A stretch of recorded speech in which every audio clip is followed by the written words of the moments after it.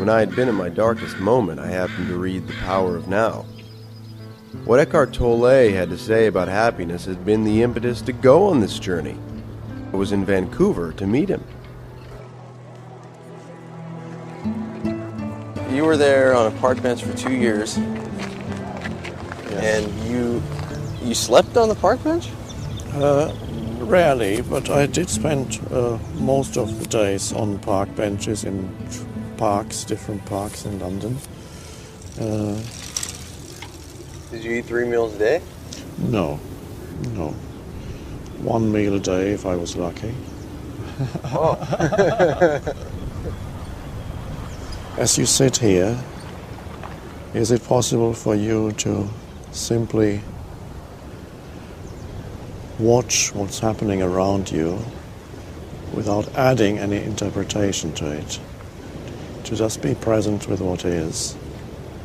And you get a taste of what it's like to be on a park bench with nothing further needing to be added to this moment. The sounds, sights, people, the sound of the water, the light. Just allow it to be as it is. With that comes peace. You don't get continuously drawn into events and thoughts and emotions and reactions. You're the wider space in which all these things happen. You're the awareness behind it, without which none of this would be here. It would just be atoms and molecules in space. You are the awareness that enables this entire world to be. And so knowing that that is who you truly are, not through a concept, but through the actual realization of stepping back and allowing the phenomenal world to be as it is at this moment, allowing this moment to be as it is. That takes you deeper into yourself. And you may notice there's a certain peace in the background that happens. An alertness is required for this. You need to stay alert to what is, to sense perceptions and the energy behind sense perceptions, which is the consciousness, the alertness that's there. Without the alertness, you will drift off into thinking. And then you think about the next, what's going to happen to me tomorrow. There is a place for making plans, but not right here on the park bench. This isn't the place for thinking about tomorrow, because you miss all this beauty and aliveness around you. And again, you're cold. You don't even think about it as a cold. No, it just is. The sensation of it. Don't even need to call it cold. And then that's okay too. It's okay. The reactivity goes out of life. Always against something, of wanting to clutch at something.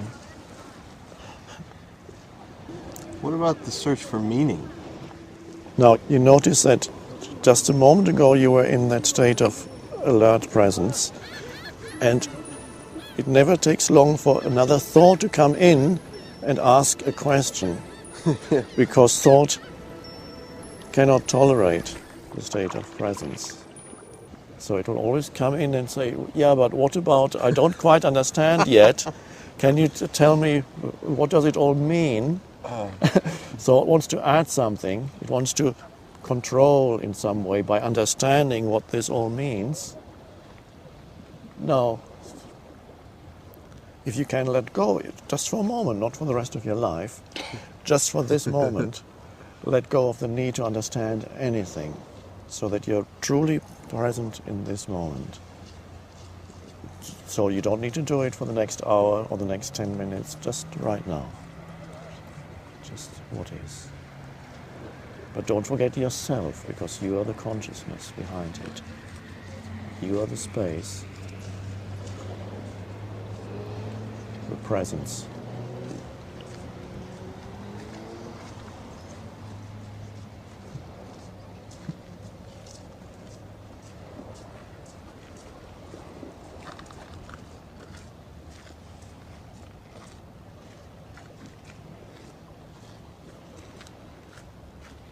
Can you feel that your body is alive? Yeah.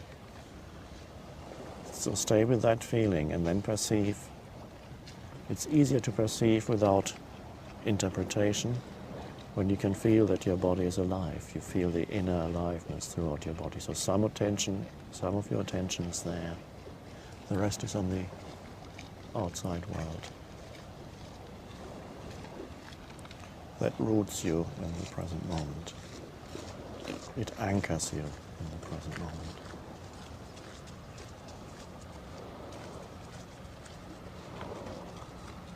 And if a thought comes into your mind, you can watch that also, just the same way as you watch a dog walking past. You can watch a thought arising in your mind, and you don't have to follow it to where it wants to go. So you simply watch the thought that arises in your mind and let it go in the same way that the dog walks past you. Or if you choose to, you can follow the thought, and then you can say, I just thought of another question. You can do that too. But to see the possibility that also in the same way that you observe the outer world here as you sit on the bench, you can also observe the inner world, the world of thoughts and emotions. Thoughts want to arise continuously, and that's fine, that's what they do. But there's no need to get drawn into each thought that arises and immediately go with it to where it wants to go. Otherwise, you're always following every thought, like a dog following the scent. Does it matter which?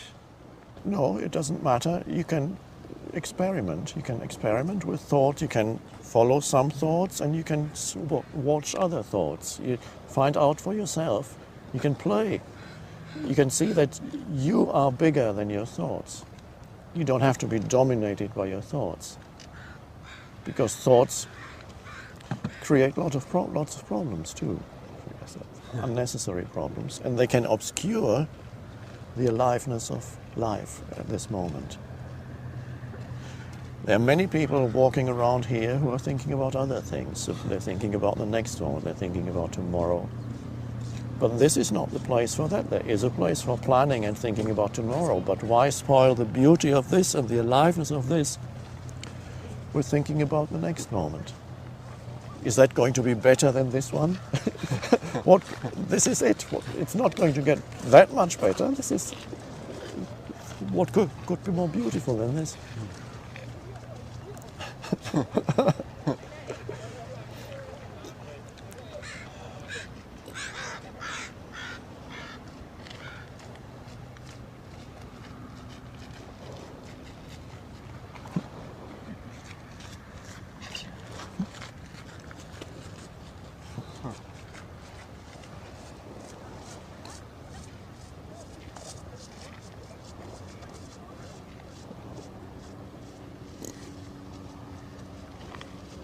It's the awakening of something within you that is deeper than thought.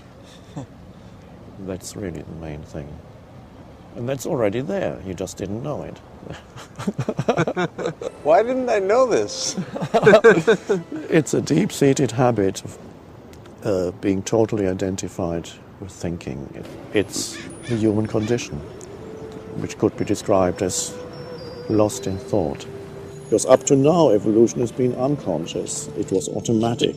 But now evolution is consciously chosen by a species, and that's a revolutionary thing.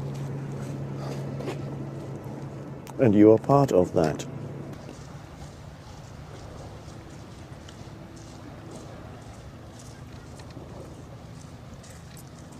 So I can still make movies, I can still have a girlfriend. Oh, yes. Even if I'm conscious. Yes, it's beautiful. It's a playground. You play around with the world. You take action. You relate, but you're not lost in it.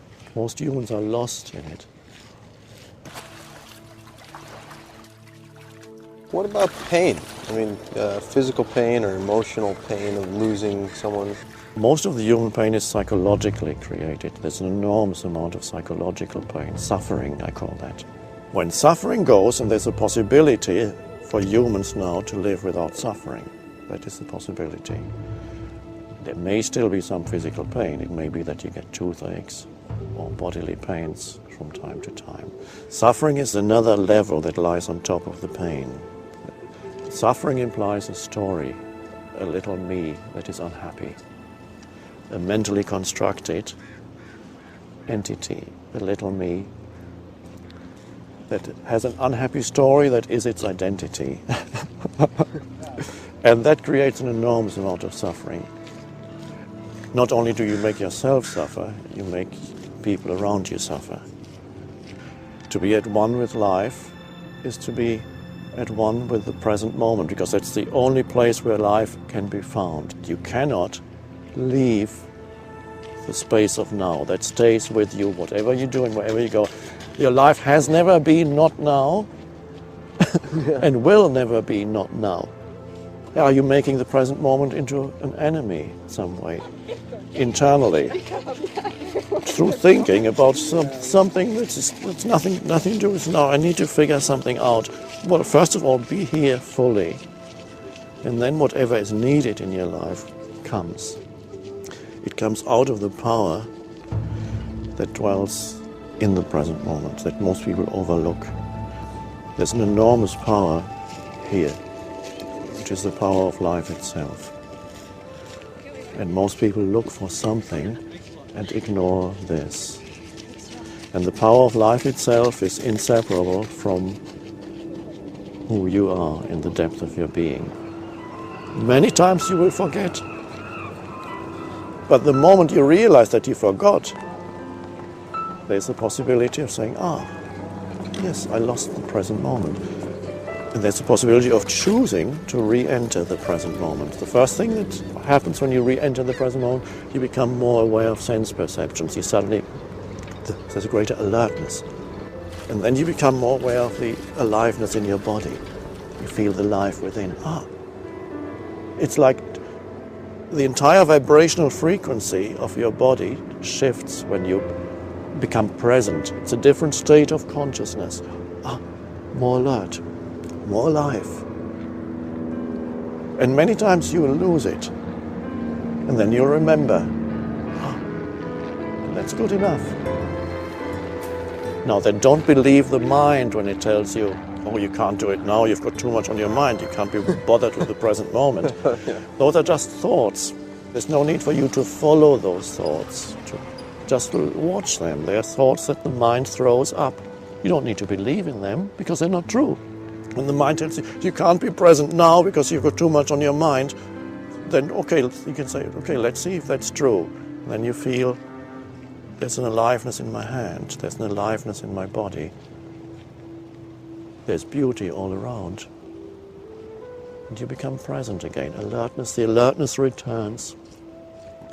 And when there is time to think. Then you sit down and say, let's think, what plane am I going to catch tomorrow? What time do I have to go to the airport? What do I have to do now? Pick up the phone, make a phone call? Fine, that's beautiful. You're not losing yourself in future. That's practical matters. And once you've done the practical matters, you've planned your next week, then you come back to the now. The inner transformation is not really about finding lots of answers to your questions, but finding a new relationship to thought, where not every thought seduces you anymore. And if a beautiful girl runs past and you find yourself following her, you don't have to think, I shouldn't be watching this girl because I'm spiritual now. No. If you can let go, just for a moment, not for the rest of your life, just for this moment, let go of the need to understand anything so that you're truly present in this moment. It's just right now. Just what is. But don't forget yourself, because you are the consciousness behind it. You are the space, the presence.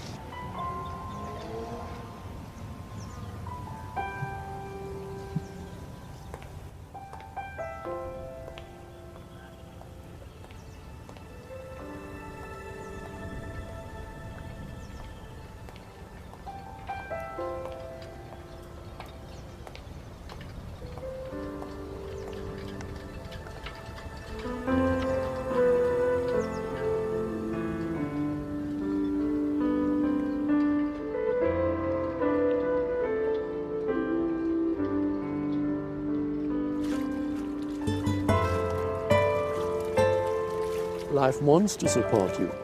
But first you need to be open to life. So you've probably come here with lots of questions. But let's start off with me asking you just one question, and then you can ask yours. Okay. May I ask how old you are? Yes. I'm 24. 24. Not that it matters, but just... So 24 means you've already had quite a few life experiences. Mm-hmm. You've been to school. Mm-hmm. You've fallen in love. I think so. Fallen out of love. I think so. And have had all kinds of experiences, perhaps in different places, meeting different people, different circumstances. The body probably has been well most of the time, but you've also experienced maybe one or two illnesses. Yes. Now, is there, in all those things that you have experienced so far, which is a continuously changing flux of things, is there any ingredient in there that was always the same, that didn't change? I'd just like to ask you to see if you can find any ingredient in all the things that you have experienced so far that's always been the same. We could start perhaps by asking, could it be the things around you? Obviously not, because the things around you change continuously. Could it be your thoughts? No, because the thoughts that go through your mind also change continuously. Could it be your feelings or your emotions? No, as you know, they also change all the time. So what is it, if anything, that hasn't changed, that doesn't change? Is there one ingredient in all your experiences, good or bad, up or down, that's always been there? Well, I think I've been in here. I've been inside. Now when you say I, what does that mean? What is that I? Now, because we've already seen it can't be your thoughts, because they change all the time. Your feelings or emotions, they change all the time. Your sense experiences, things that you perceive around you, change all the time. So wherever we look, there's change. So when you say I and point to the I as that which doesn't change, it cannot be what happens to you. It cannot be the thoughts that go through your mind. It cannot be the emotions, the feelings that you experience. So what is the nature of that I? What does that word mean or point to? It's listening. It's what hears, what's behind. What's behind the thoughts? What's behind the sense perceptions?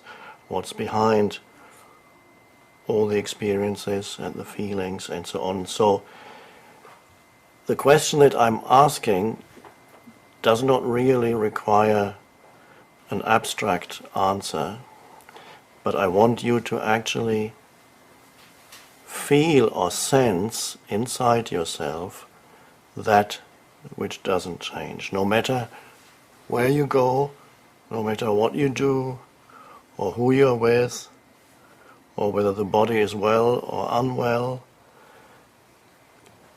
When I ask, you said it's I, and I've asked, what's the nature of that I? And now you may be stuck for words.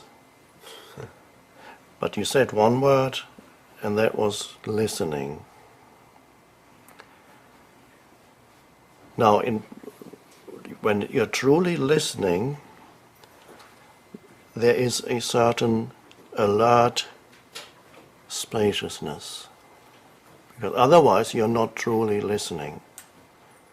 And so if that had to be expressed through a gesture, it could be, you could raise a finger gently and say, listen. So I say to you, listen. And you listen, there's a moment of spacious awareness, and there's no thought in it. So when you said listening, you were actually getting very close to the nature of who you truly are underneath all the circumstances of your life. And circumstances includes thoughts and emotions. If you don't find that, who or what you are underneath all the circumstances, no matter how many questions you ask and how many good answers you get, won't help you very much, and there will be no end to the questioning, because every answer generates further questions. So we're talking about becoming familiar with a different state of consciousness. Not that that has never been there. It's always been there because it's the I, but it's always been overlooked.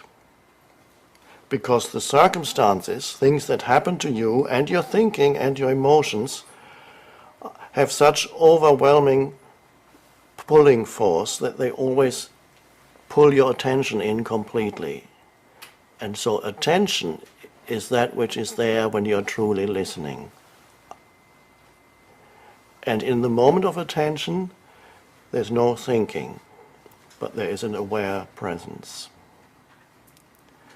So, the answer that you gave is absolutely right. Not everybody would have put it this way, but listening points to who you truly are, underneath all the things that continuously change.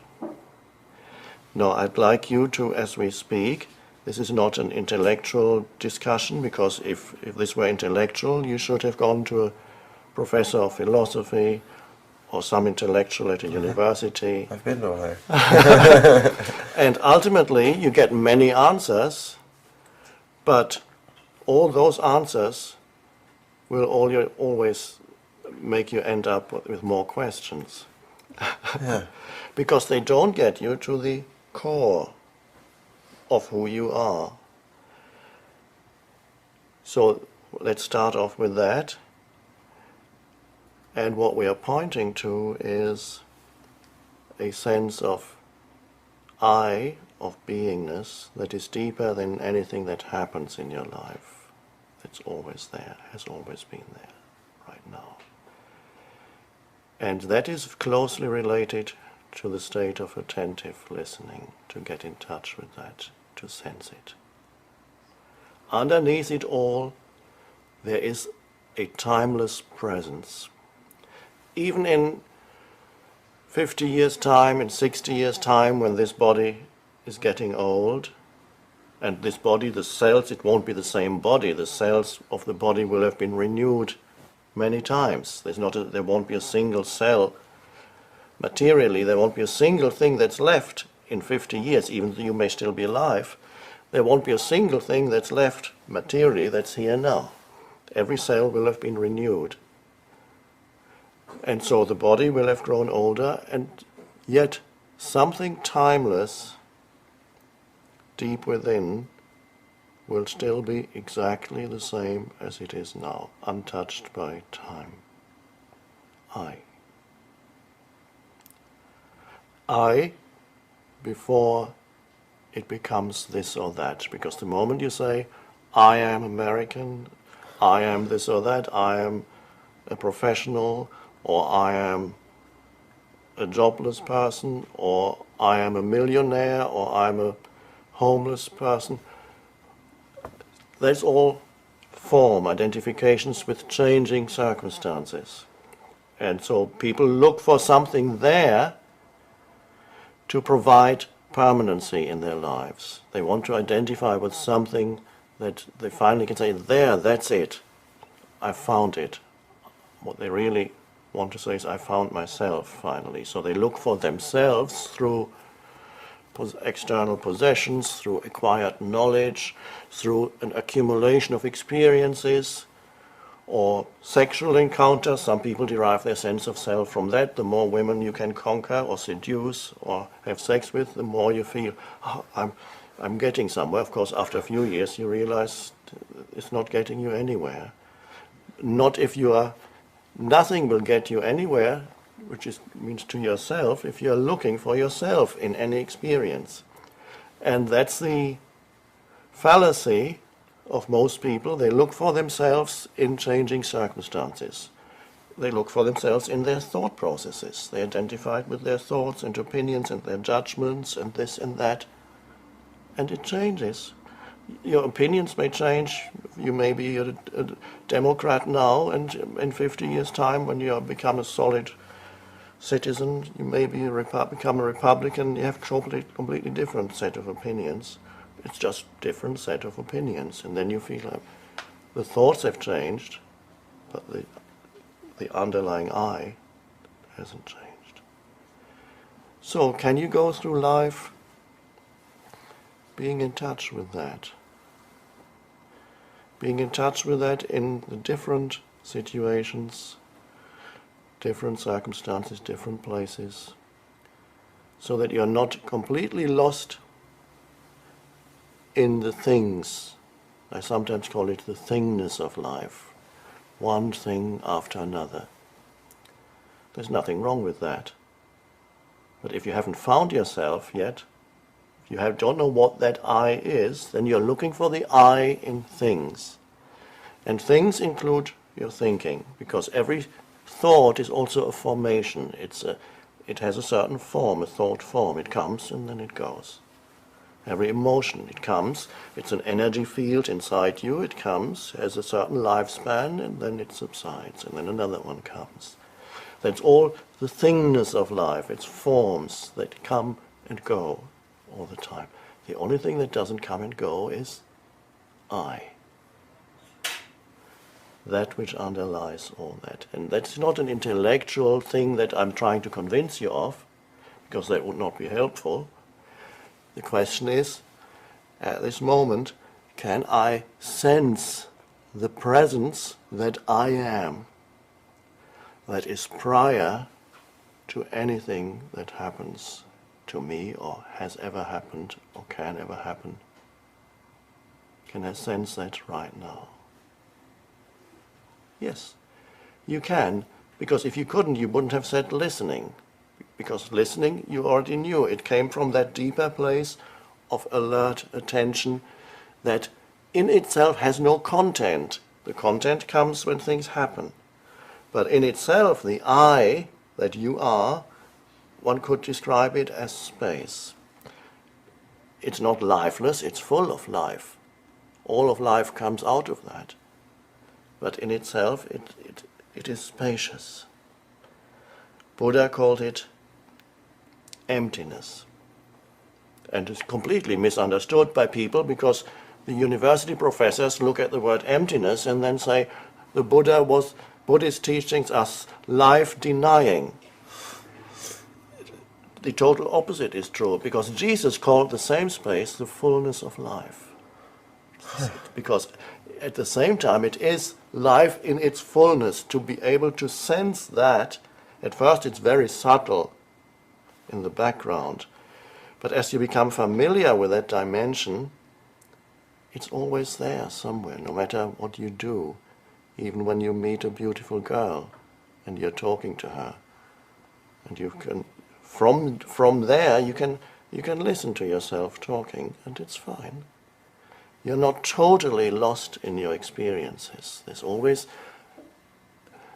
a sense of aliveness and peace in the background, and that influences how you live your life. That sense, the I, the timeless I, because on the surface you have the time-bound I that grows older, it's identified with thinking and emotions, and things happen to it and so on. But underneath it is the timeless I. Now, the word I is probably the most frequently used word in the language. Whenever you listen to people, say, what's the words they use most frequently when you listen to a conversation? Probably you'll find it's the word I. Now, What they refer to is not the timeless, because they haven't found that. They refer to a superficial sense of identification with things, with thinking, with emotions. I am angry. I am American. I am this. I am that. Identification with something. So that I is the greatest illusion, because there's no substance there, nothing permanent. So if I'm not something, am I nothing? Yes, I would pronounce that differently, though. I would say, you are no thing. Now, there's a difference between no thing and nothing. Nothing is simply a denial, but no thing means there is a presence there, but it has no form. Nothing that you can grasp. It has no shape and no form and no name. The ancient Chinese call it the Tao, which cannot be named. There's a beautiful, it's 3,000 years old Chinese book of wisdom, the Tao Te Ching. I recommend it to everybody. And the first line in it is, the Tao that can be named or spoken of is not the true Tao. And so that there is the presence that you sense, a presence that has no form. In ancient language, Christian, Hebrew, there's the word spirit. But I don't use that word because it's been used for hundreds of years and misunderstood. So if I used spirit, people would immediately have some image of what it is, some form, or call it the Holy Spirit, and there's hundreds of years of misconceptions of what spirit is, so we forget about the word spirit. But in its original true meaning, that's what spirit points to. The essence of who you are is formless. Now, we could use the word consciousness as the essence of who you are. And you can sense it, but you can never grasp it. And you cannot really know it. You can only know something that is not you, an object. Anything that becomes an object of consciousness. I look at this plant, and I know it by looking at it, and by having a thought for a name for it. I say, I know this plant. This plant is an object that arises in consciousness. And I look at you. I see a shape and a form. And obviously, what I see, nobody knows whether what you see out there is actually there, because the image that you have in your mind of your surrounding environment is, there's an optical, the eye are like a camera lens. They send a picture to into the brain. The picture is translated into nerve impulses and chemicals that reach the brain, and the brain decodes what I see and then reassembles a picture. And then suddenly I see you. Nobody knows what's actually out there. But let's just leave it. Here we have, looking at you, this is an object that arises in consciousness, in the space that I am. Then I look away, and another object arises in the space that I am. Or I listen to something that arises in the space that I am. A thought comes that arises in the space that I am. The presence that I am. But the presence itself, you can't know it in the way that you know a plant, or you know a person, or you know a sound, or you know a thought. Because it would have to reflect back on itself. You cannot make it into an object. So you cannot make yourself into an object of knowledge. You can only be that presence, but you can't know it because you would externalize it. And this is the mistake that humans have made over thousands of years. They made themselves into an object. And they talk about me and my story. I'm sure you have one. Yeah. The story of me. And so when you make yourself into an object, you live with yourself. Some people love themselves one day and they hate themselves the next day. And the following day they're not quite sure. And then you have and then you have feeling guilt. People have relationships with an image that they have in their mind of themselves, me. People talk to themselves in their mind. Well, that wasn't very good. You didn't do a good thing. You shouldn't have done that. Who is talking to whom? There's a voice in the head that talks to yourself. The mind has split itself in two and is talking to itself. And out of that continuous talking comes the story of me and identification with that.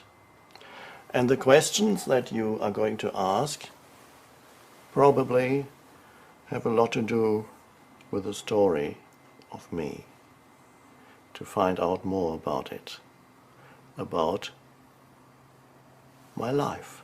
Because after all, that's what everybody is most interested in. You are here because you are the main character in the story of yourself.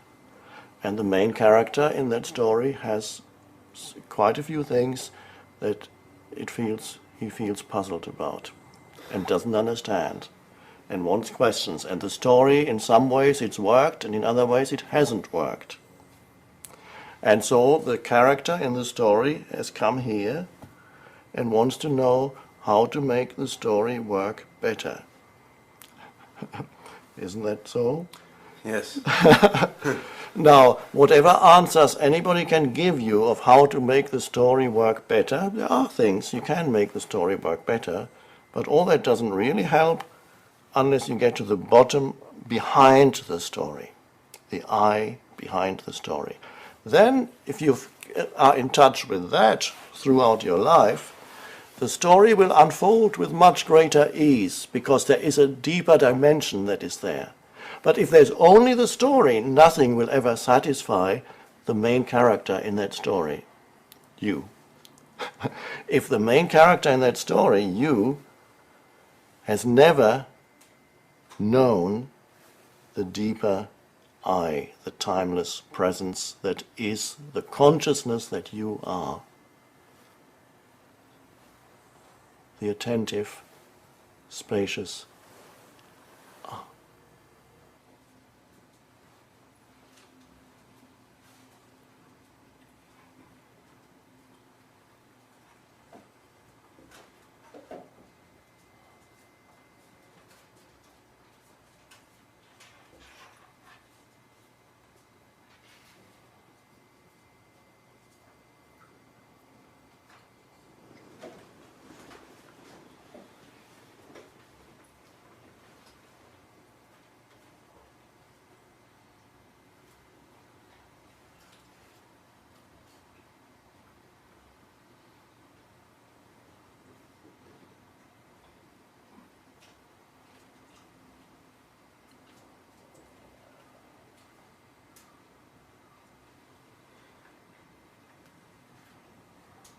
Can you feel that your body is alive? Mm-hmm. Because when you feel the aliveness inside your body, I call it inner body,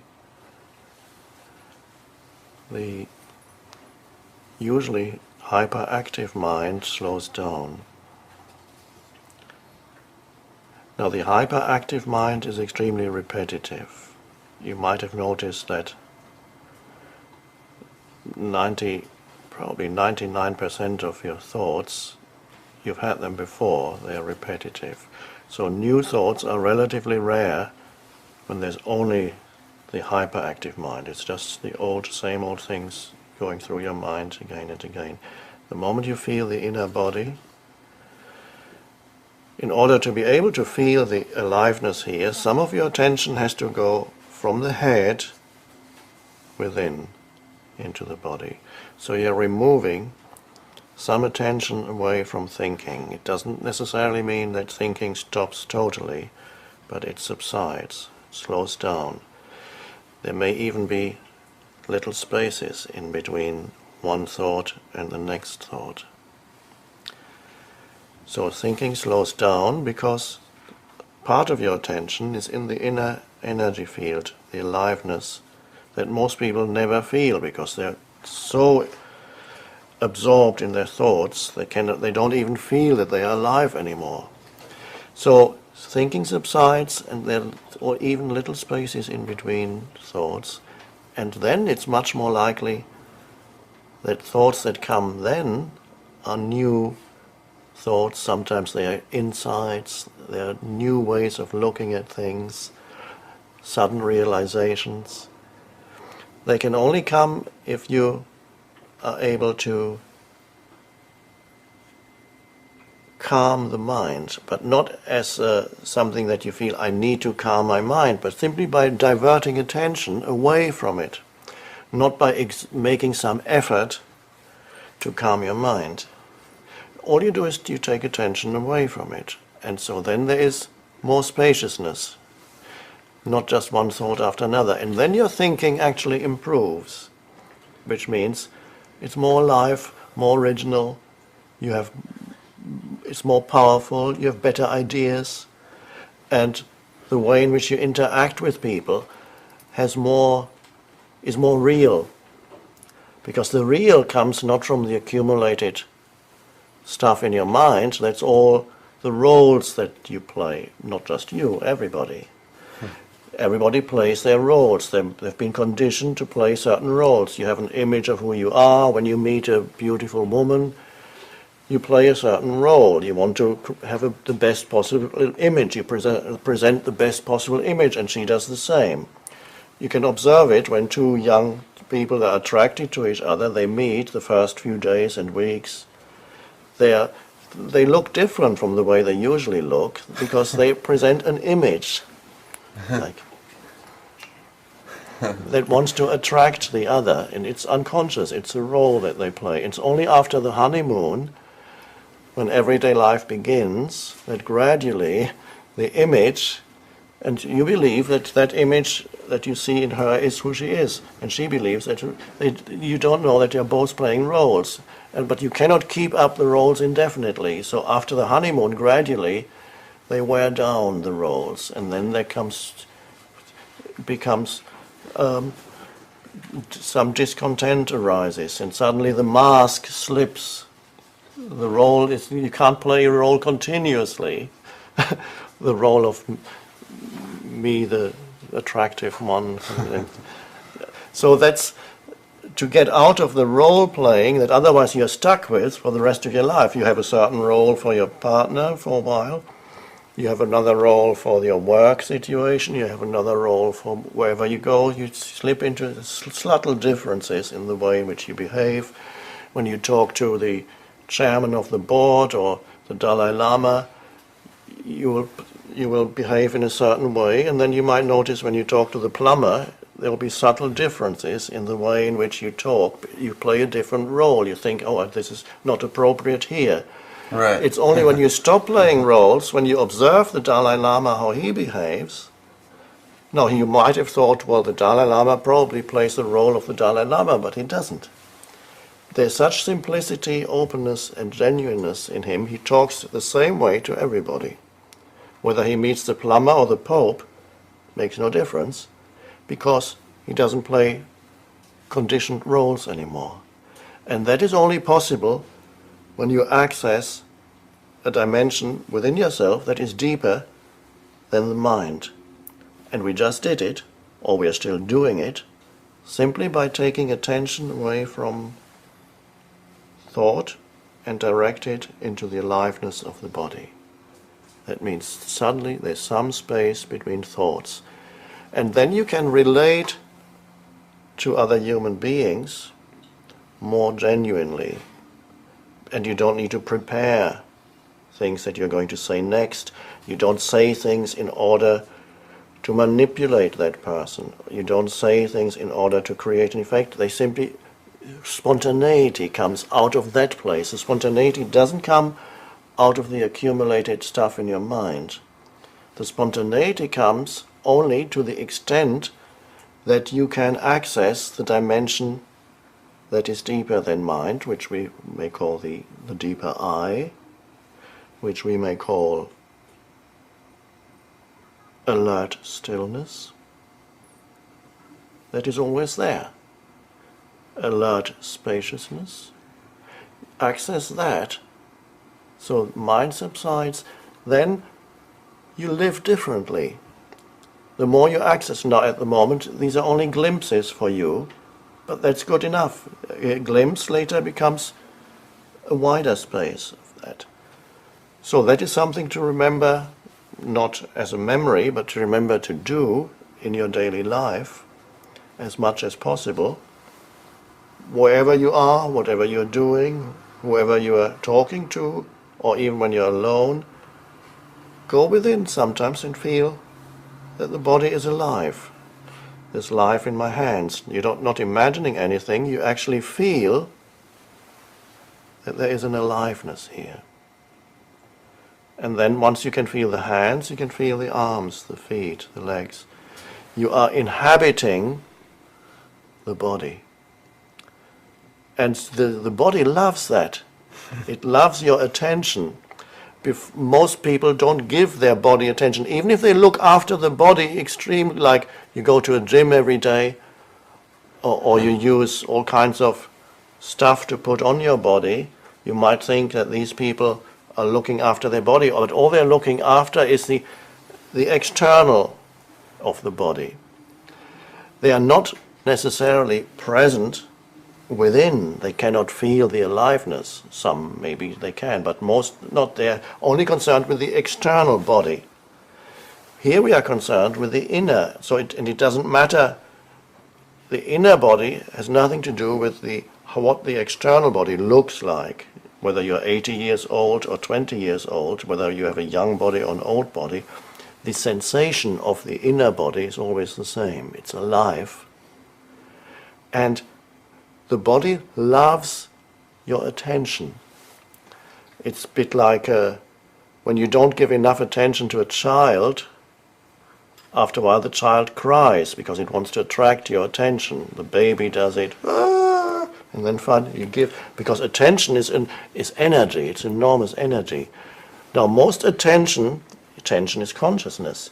Most attention for most people is continuously absorbed by thinking. You can see it when you talk to them. They're not there, really. They're thinking. They're looking at you, but they're thinking about the next thought they're going to ask. As you sit there, maybe you're thinking about, okay, what's my next question? And that's normal. It's not a personal fault of yours. It's normal to lose yourself. And then you lose, that means you're not really present when you're thinking about the next thing. So that's normal. So you don't have to beat yourself up for that. It's normal. But there is another way to live. And that's the way to be present, to give attention, not just to your thoughts, to give attention to your body. If you don't give enough attention to a child, of course a child can also become addicted to attention, but that's a different matter. There needs to be a balance. But a child does need attention. It's vital. Not an excessive amount, but enough, because attention is energy. And the body loves it as much as a child. It wants to be noticed, it wants your attention. And if it doesn't, it cries. It might become ill. That's a crying of the body. You're neglecting it. You're not inhabiting it. You're inhabiting the uppermost loft in your house. You're in a big house and you live always under the roof. You never go downstairs. There are lots of floors. You have no idea what's going on there. So that's a vital thing. And it is a way of also accessing the space within. That is the I that has no form. That is the consciousness. That is also intelligence. We think of intelligence as the mind's ability to accumulate knowledge and to solve problems. That's probably what we consider to be intelligence. But that's an extremely narrow view of what intelligence is. What people can measure in IQ tests is an extremely narrow view of intelligence. I cannot solve the simplest of IQ tests. So I've never done a total test, but I'm sure my IQ would be extremely low because that is not how this mind works. Solving little puzzles, I've never been able to do that. But intelligence is a much vaster thing than the ability to accumulate information and then regurgitate it or analyze it or cut it into smaller and smaller pieces, what they do at universities, research projects.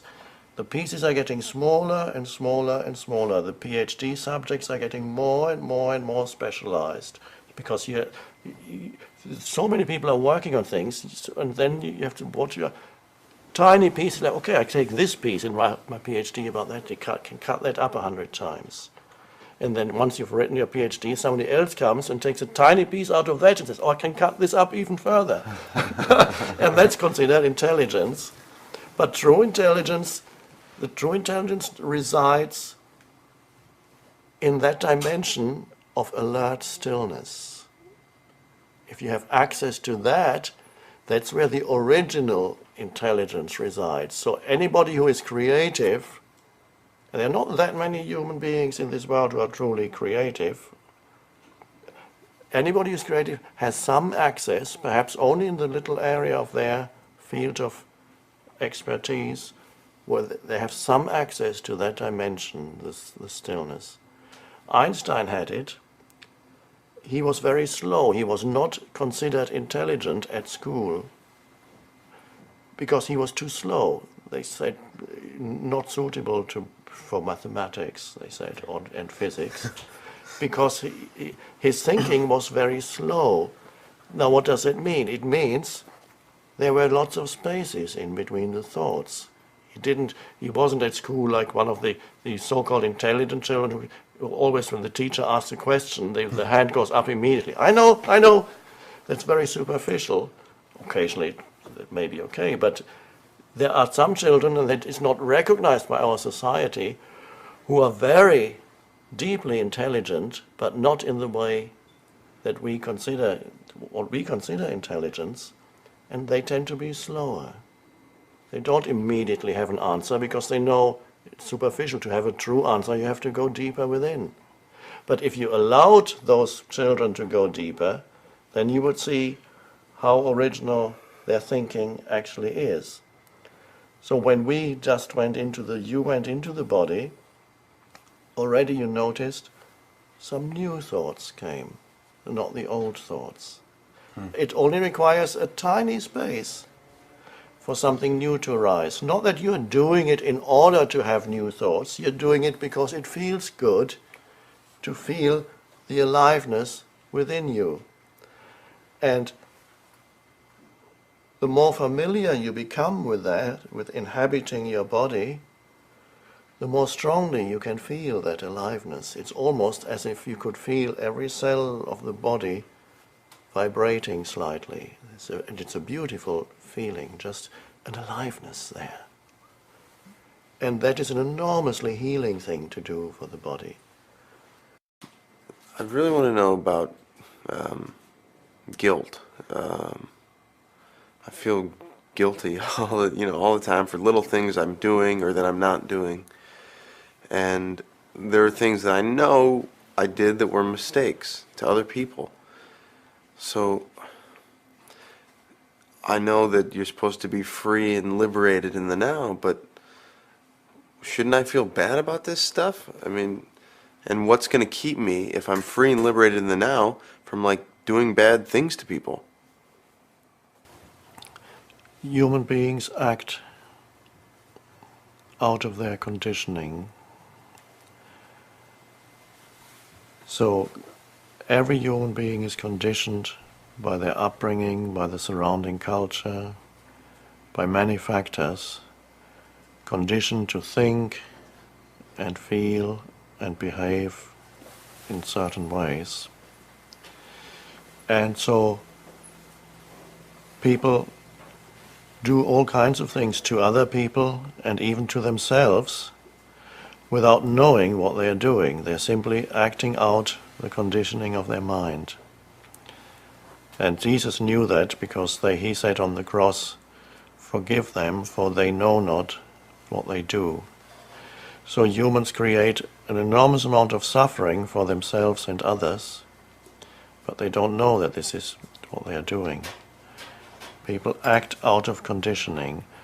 So when you suddenly see that something that you did in the past created suffering for yourself or others, or both, when you see that, that's the seeing of it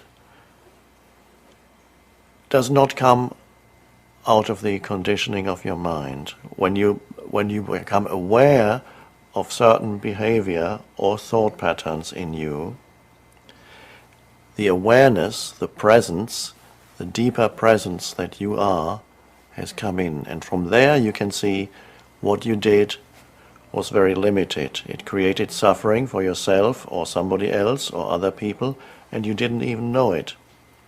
So what was acting at that time, if you say that was me, and therefore I must be bad, you are equating the conditioned mind, your conditioned mind, the conditioning of your mind, with who you are.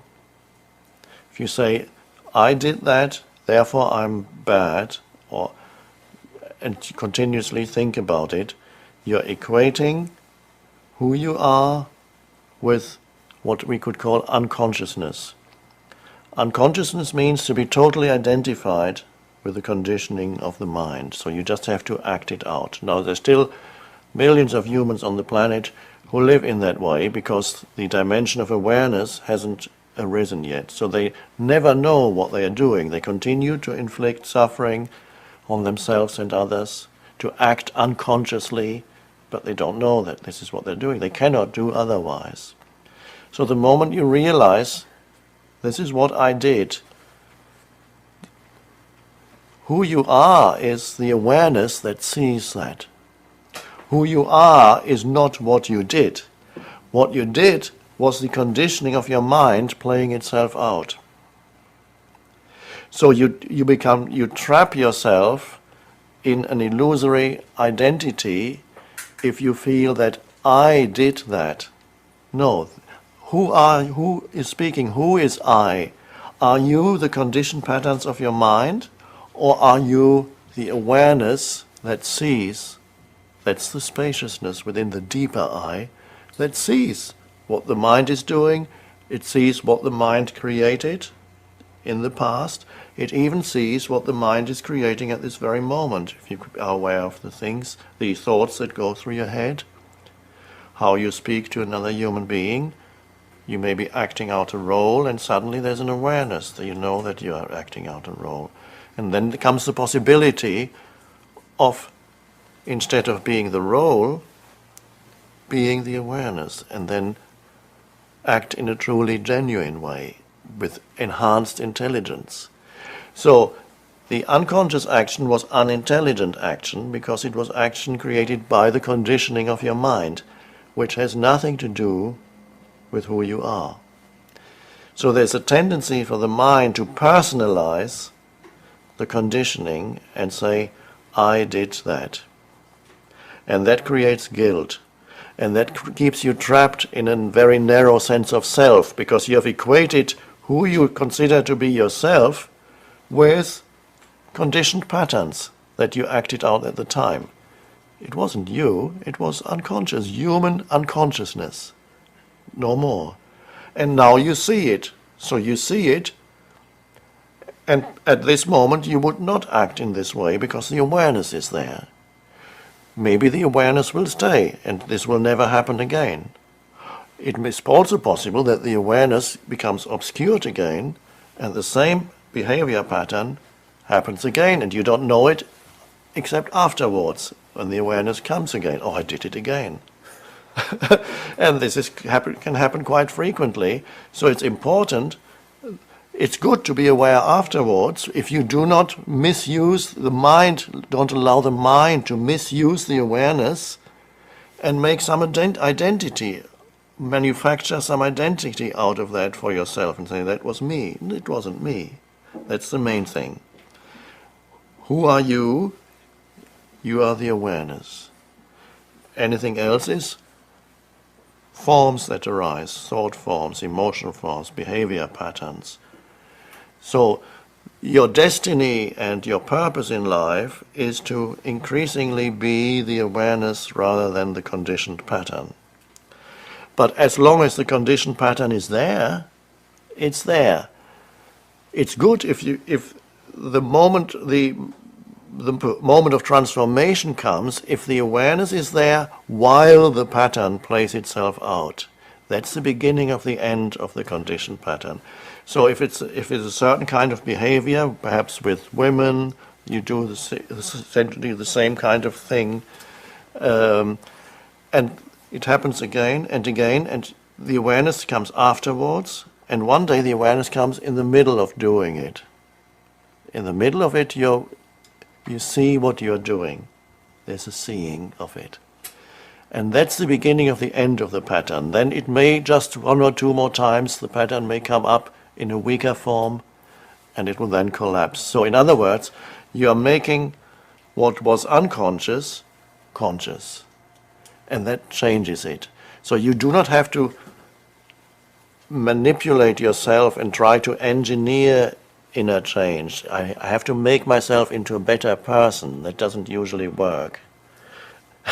That just creates conflict, because you have one image of yourself as the good person that you want to be, or that you would like to think of yourself as that, or you'd like others to think of you as a good person, and then you have unconscious behavior patterns that completely contradict that image of a good person. And then for the rest of your life you live in that conflict. The good person can talk to the bad one in your head. It's just two thought patterns. So that doesn't work. What works is to be the awareness, to see it, to be awake enough, alert enough, and that when the present moment comes in, to see, are you present in this moment to what happens in this moment, not only externally, but internally also. And are you allowing it? Don't reject anything. If you feel a thought comes in, an emotion comes in, and maybe it's not a good thought. Maybe your mind says, after the thought has come in, your mind says, oh, that wasn't a good thought, I shouldn't have thought that. But they are both just thoughts. The so-called bad thought was just a thought, and the next thought that said that wasn't a good thought was just another thought. Now, it's possible that the bad thought made you do something bad. That's possible. But the good thought cannot prevent that. The only thing that can prevent that is to be conscious, so that the thought does not control you. The conditioned mind doesn't control you. Be there as the witness to your thoughts. Just don't reject anything. So don't go wrong there. I know you're concerned about your mind and certain thoughts that go through your mind, and you would rather be a good person and have good thoughts all the time, but it's not happening. And I can assure you it's not happening to anybody.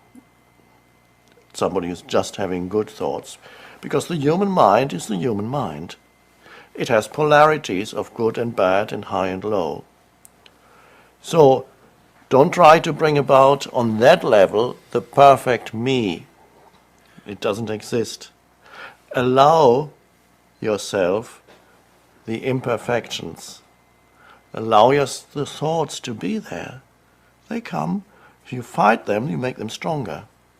People who have the worst problems with thoughts are people who are spiritual, so to speak. They see themselves or are seen by others as spiritual. They have to live the role, for example, the vicar, the priest. They have to live the role of a spiritual person, and they cannot admit to themselves that they have bad thoughts. So they suppress, and may have bad emotions, anger, resentment, And they say, no, I'm not having bad emotions, I'm a good Christian. They can't even admit to themselves, and that makes it even worse. And then suddenly very bad behavior comes out of them, and they don't know where it came from. So all you have to, with thought, all you need to be concerned about is to be the awareness, allow the thoughts, then they actually have less power over you, because you are not, don't look for yourself in any thought that comes into your head. It's not who you are. They're just thoughts. It's not who you are. If you have bad thoughts for 2 hours, doesn't make you into a bad person. It just means that so-called bad thoughts are going through your head. And then you watch it, and as you allow them, there's a deeper space, the eye. From there you watch. Thoughts are like clouds passing.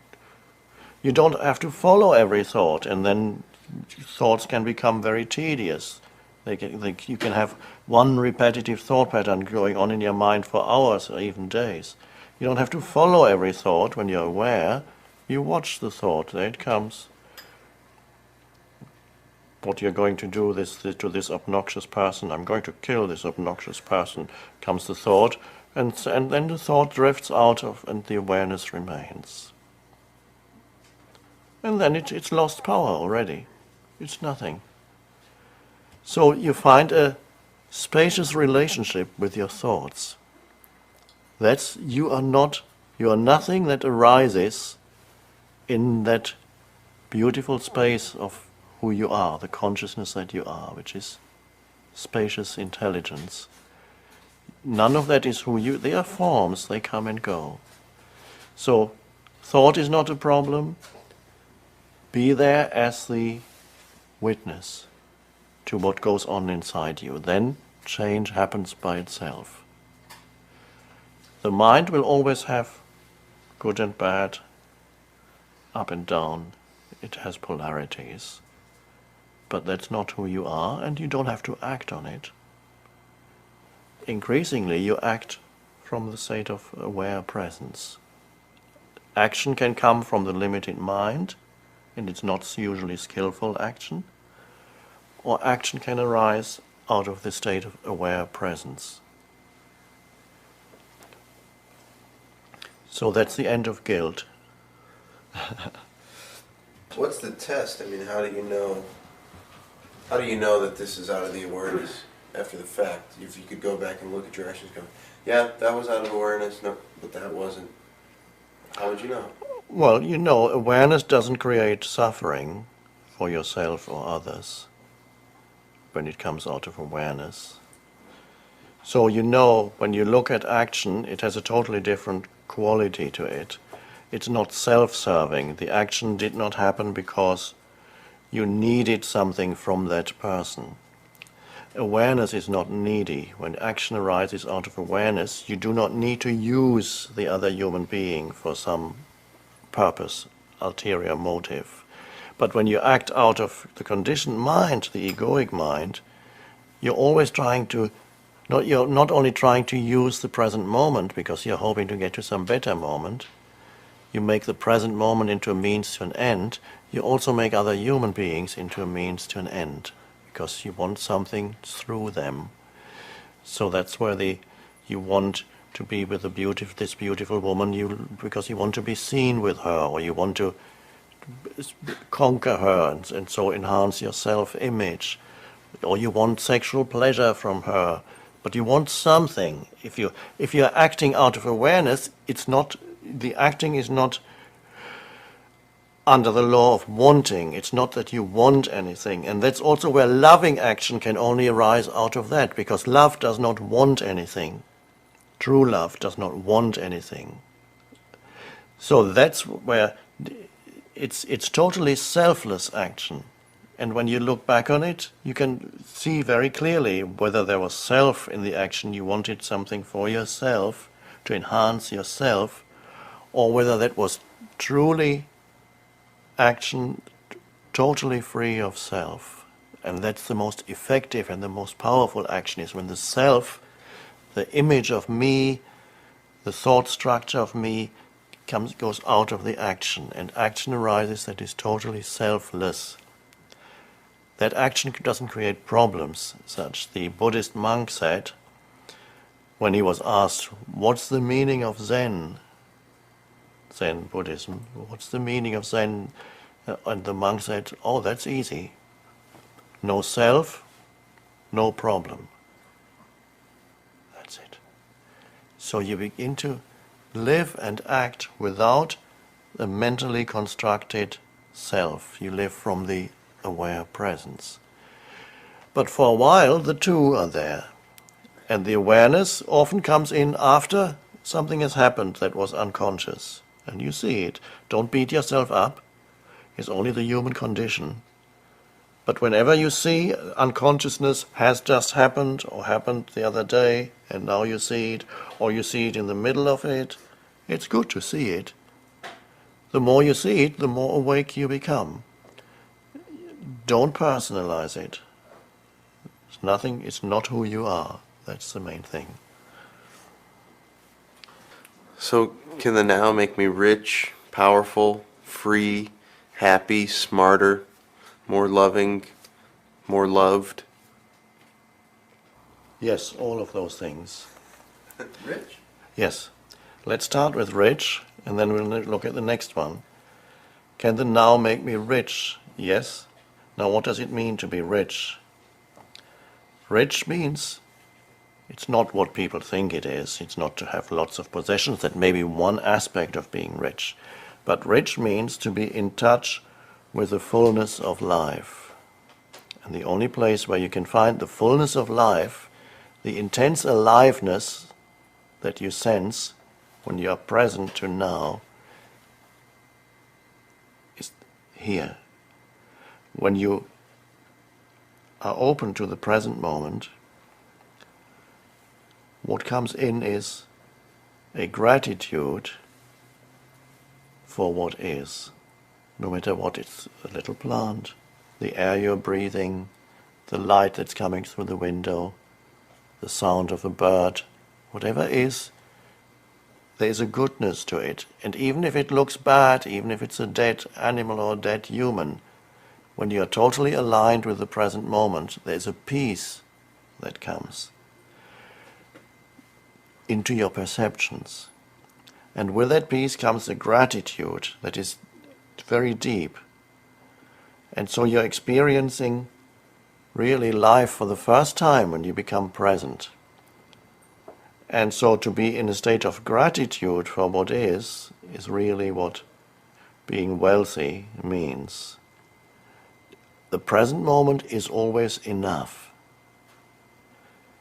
And so the definition of wealthy really is to have enough, to feel already the fullness of life, an expression that Jesus used. He said, I want you to have the fullness of life. And people didn't quite understand what he meant. Was Jesus talking about shopping malls? That you have 500 shops in one huge shopping mall and you have thousands of things to choose from? Was he predicting the arrival of shopping malls? Is that the fullness of life? You can walk around and buy, and you have lots of money and credit cards, and you can buy anything you like. Now, there are people who can do that. They are not happy. So then he's not talking about the many, many things when he talks about the fullness of life. It's not. He's talking about the one thing. It's to feel the intensity of being alive. And you can only feel that intensity of aliveness when you're in the present moment with your attention. One way of being in the present moment, as you know, is to feel the inner aliveness of the body. To feel the aliveness that is in every cell of the body. Ah, it's alive. And the more you go there, the stronger that feeling becomes. And once you are connected with that, you feel that the world around you is intensely alive too. It was alive before, but you didn't see it because there was too much thought stuff going through your mind continuously. The world became dead because everything was immediately labeled mentally. That's a tree, that's a dog, The moment you label it and you don't look anymore, it's not alive anymore. Everything gets deadened through mental abstraction when you go around. The voice in your head immediately calling things names, giving things names. So when you become more present, there's this alert attention with which you meet your surroundings.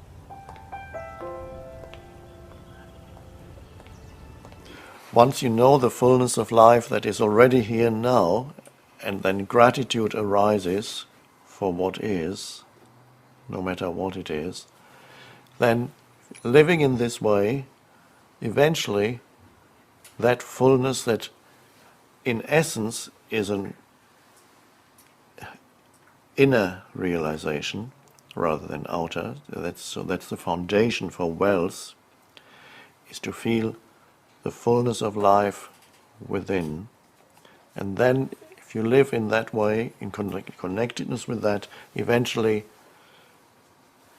the fullness of life will also manifest for you externally in various ways. Meaningful activity is a form of wealth. To know that what you're doing is helping other human beings brings an external fullness also into your life, which is a form of wealth. And wealth may also come in the form of things coming to you, more conventional things, home or car or whatever it may be. Those things also come much more easily when basically you already feel the fullness even long before it comes externally. So basically you feel already wealthy when you live fully in the present moment. You never feel really poor. I perhaps spent 10 years of my life at least living what people would say below the poverty line. And I never felt poor. I always felt rich, although for a long time I had nothing, no external possessions. But life was so fulfilling to live every moment, fully present to the moment, that I felt wealthy, abundant. And much, much later did actually external abundance come into my life to some extent. And that didn't make me feel better. I feel just when now I have a car. During those years I used a bicycle mostly, or the bus. And I don't feel better now because I have a nice car. I feel exactly the same, but just it's nice to have a nice, comfortable car with air conditioning in the summer, and so. But it makes the fullness hasn't changed. It hasn't done anything to change that. So, the foundation is to be fully alive in the present moment. And then it is much more likely that external wealth will also come to you as an outer manifestation of an inner reality. If you feel wealthy already, but if you feel poor and feel that you need to make money now, even if you achieve it, you'll be unhappy with your wealth because it comes out of the unhappiness. So there are many people who are creating wealth these days. They build up a big business on enterprise, but it comes out of a deep dissatisfaction with what is. It comes out of an enormous neediness to show to the world that you are somebody, or to prove to yourself or the world how good you are. And that is not conducive to true happiness. There are many wealthy people who are unhappy in their wealth. And they're not really wealthy. And they are basically still deprived. They are deprived of the fullness of life. And they have perhaps 5 or 10 houses in different places, cars, yacht, and yet they're deprived of the fullness.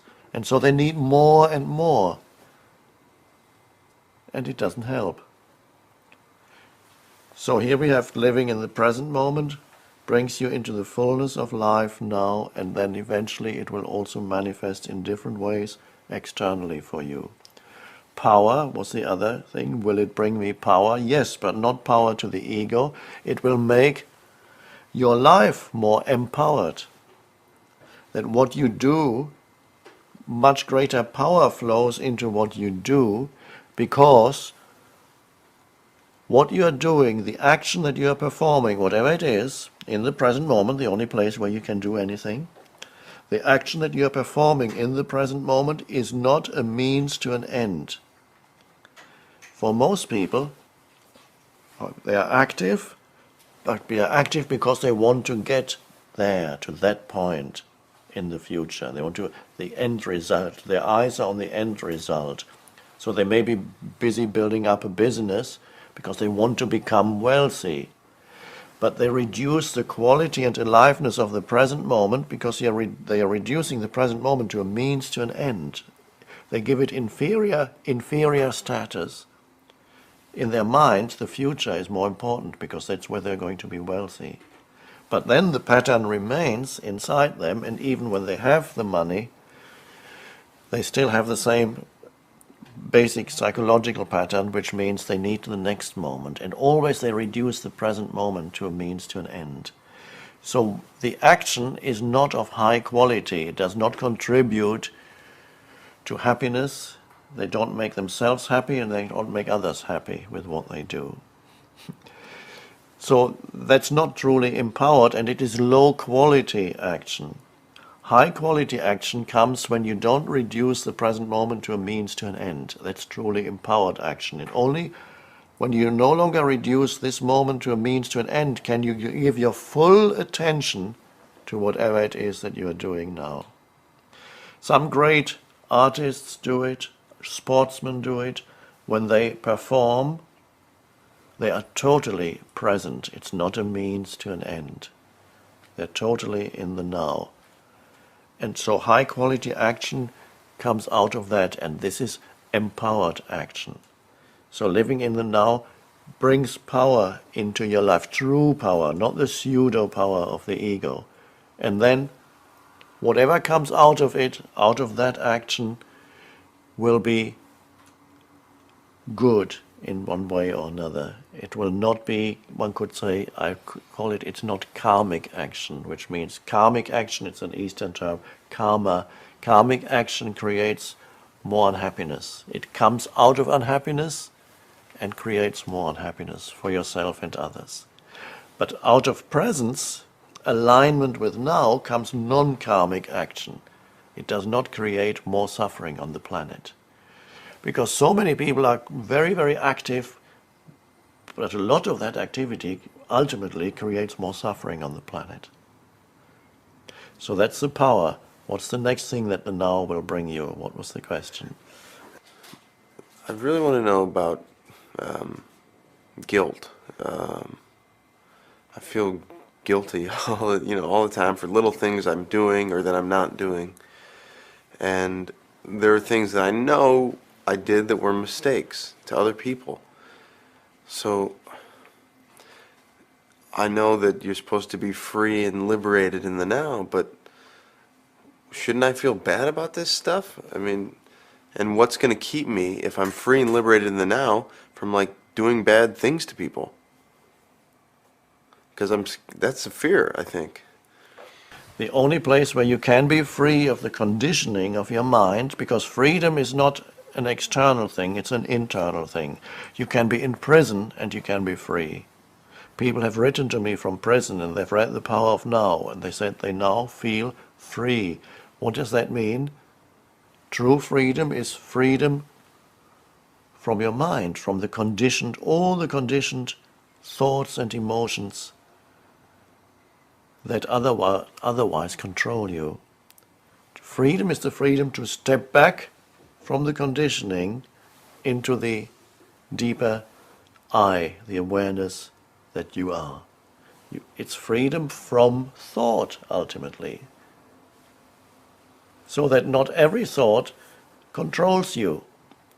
So it's the freedom from conditioning, and basically it's the freedom from the past. So you're no longer determined, your behavior and your thinking is no longer determined by your past. It's also freedom from future, because most people have a desperate need for the next moment. I call it psychological future. They need the fulfillment that they think the future will bring them. It won't. So this is something for you to be aware of, because I know that pattern also still operates in you, believing that something in the future will bring you greater fulfillment than you have now.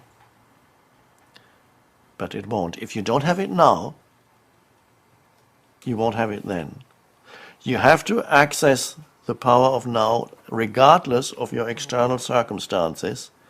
You can have that now. You can't wait for the future, because once you're in the waiting mode, you'll always be waiting for the next moment. Even when you become a famous actor, it won't feel quite right.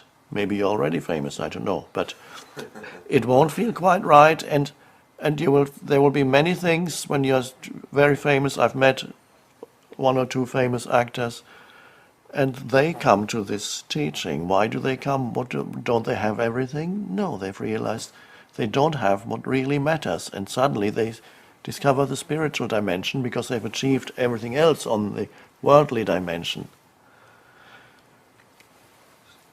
So go deeply into the present moment, become deeply aligned and at one with the only thing there ever is in your life, the present moment. And that is where true power resides, and that is the only place where you can be truly free. What's the next thing that you want? Happiness. Can happiness come in the future? When I achieve this or that, then I'll be happy, when I make it. But every situation that you go into will have a downside. There is not, if you're expecting circumstances to make you happy, they can do that for a while, and then you find, oh, it's not quite what I expected, and there's always another side to it. And very often the very thing that makes you happy, if you have an external thing that makes you happy, that very thing will also make you unhappy. An example, a woman comes into your life who makes you happy. 1, 2, 3 years later, the same woman makes you unhappy. It's the same thing. Or a great job is offered to you, and it creates so much stress that you make yourself ill. It makes you happy first, then it makes you unhappy. You become famous, and then you see the downside of fame. You can't go out in the street alone anymore. There's a riot the moment people see you. You're a prisoner of your house. You can't go out without 2 or 3 bodyguards. Is that freedom? And you thought you would be free when you become famous. I've met 1 or 2 famous people who they can't go out alone. It's too dangerous, and people stop them all the time, and they gather around them. They have to stay inside. Everything has to be organized. They have to jump in the car with tinted windows and bodyguards. Is that freedom? Are they happy because of their fame? No, they have experienced the downside of fame. It doesn't mean that you should not pursue goals. There's nothing wrong with being famous. But don't expect it to make you happy. The true happiness has to be found. It comes from being aligned with life internally. And where's that? Now, here. A complete openness and yes to the present moment that takes you deep into the present moment. That is, true happiness comes out of that. And then you can go on and do things and see if you can become famous. Why not? Experience that. Experience as much as you can without hoping that some experience, or when you've accumulated enough experiences, you'll finally feel fulfilled and fully yourself. That won't happen. There's no end to accumulating experiences and achieving this or that. You cannot find yourself there. You can only find yourself in the present moment. For everything else you need time. to achieve success in your career, to learn to play the piano, to learn a foreign language, even to, if you want to meet a woman, it takes time. You have to walk somewhere where the beautiful women hang out, and then you have to, it takes time. Everything takes time. And so the mind thinks, okay, finding myself, who I truly am, will also take time. It thinks, when I've added enough to who I think I am, maybe recognition from other people, fame, possessions, put all these things in the bag, my bag, and when I have enough things accumulated, then I will be full, and that moment will come at some point in the future. It doesn't. Because the bag, no matter how much you put in, it'll never feel full, besides from the fact that also often things fall out of the bag. You put something in here and then something else falls out. You suddenly get wealth and then you're unhappy in your marriage. Or you're happy in your marriage and suddenly the job doesn't work anymore. Or there's nothing, stability isn't to be found in the external world. It's in constant flux. This universe is not stable. People have this absurd illusion that they're living in a stable universe and that they can achieve some kind of stability in their lives. They are shocked when suddenly big disasters happen and you realize how unstable really everything is. So if you look, and that doesn't mean it's to be rejected, play in the world and enjoy the play as much as you can, but don't expect anything out there to truly make you happy or fulfill you. Happiness is to be found directly within yourself. It comes from being connected with who you are. This brings us back to where we started. To be in touch, to feel the deeper I. And there's enormous joy in simply feeling the beingness that you are. To feel the I am that is deeper than this or that. I am the very life that you are, to feel that, to feel alive.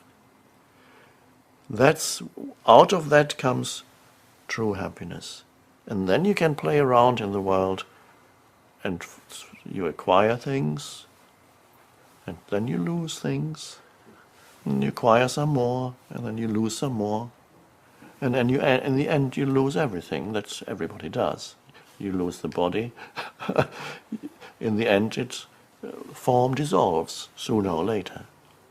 But it's finding something that is deeper than any form inside yourself. That's true happiness. Love true love comes only out of the true I. True love cannot come out of the pseudo I that says I, the actor, I, the good-looking actor, I, the famous actor, I, the American, I, the poor one, or I, the wealthy one, or I who is good with women. True love doesn't come out of that I. That's a pseudo I. That's what most people refer to when they use that word that's so common, I. But the true love comes out when you're connected with the deeper I, the I that has no form, the one thing that never leaves you, the one ingredient that's always there no matter where you are, what you do, what you experience, that never changes, the I, the consciousness that you are. And when you live in connectedness with that, aligned with that, that's where true love comes.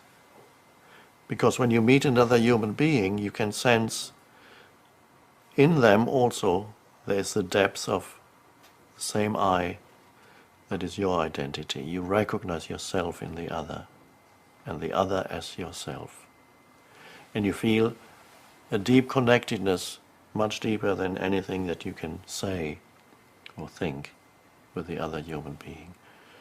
And that's true love. Love is to feel that you're ultimately not separate, you're one.